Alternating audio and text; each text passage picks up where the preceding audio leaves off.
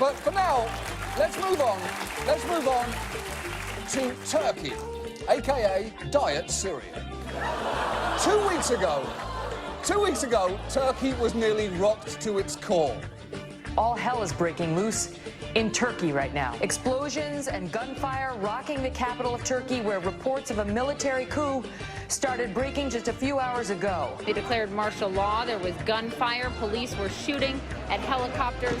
Wait, shooting at helicopters? Look, Turkey, I don't want to tell you how to defend yourself, but if the fourth Die Hard movie taught me anything, it's that you don't shoot down helicopters with guns, you simply do this.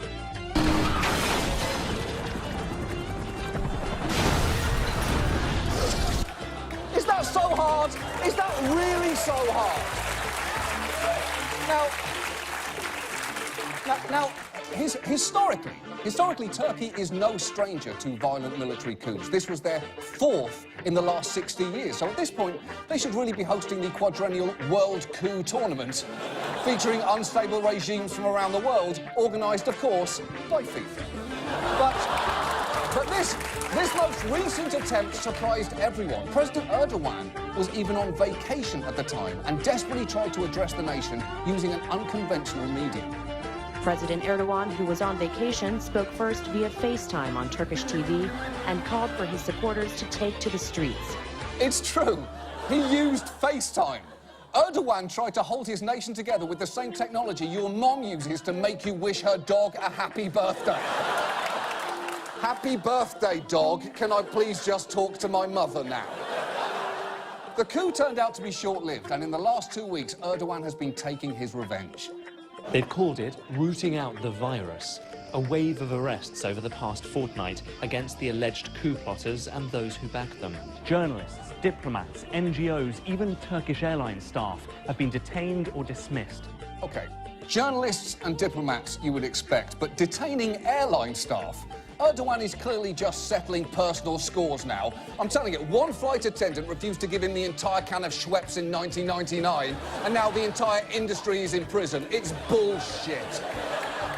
As of yesterday, over 10,000 people have been arrested and more than 60,000 have been detained, removed or suspended. And Erdogan points the finger of blame firmly at this man, Fethullah Gulen. He is a Muslim academic and a one-time Erdogan ally, although Turkey's leaders now insist that he is a grave threat. Turkey's Prime Minister recently compared Gulen and his supporters to a virus and a medieval cult of assassins. What? A medieval cult of assassins? I've got to say, if you want to ruin the reputation of your enemies, maybe don't make them sound outrageously awesome.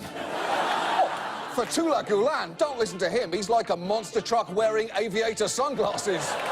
Or a wolf that plays the electric guitar. I don't see the appeal. And if you are wondering how Gulen is still alive, he actually exiled himself 17 years ago and has been living in the last place you'd expect. One of the world's most powerful Muslim preachers lives behind these gates in a compound located in the small, leafy town of Saylorsburg, Pennsylvania. Yes, the alleged instigator of the Turkish coup lives in rural Saylorsburg, Pennsylvania, among, I'm guessing, tree-lined streets, Lyme disease, 6 Wawas and a taffy museum. I'm guessing.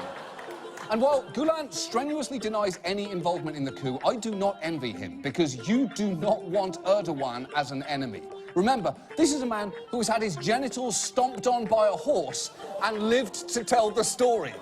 If anything, that horse was going around injured for weeks afterwards. And in international politics, there is one hard and fast rule. There is no more dangerous enemy than a man with a horse-proof dick.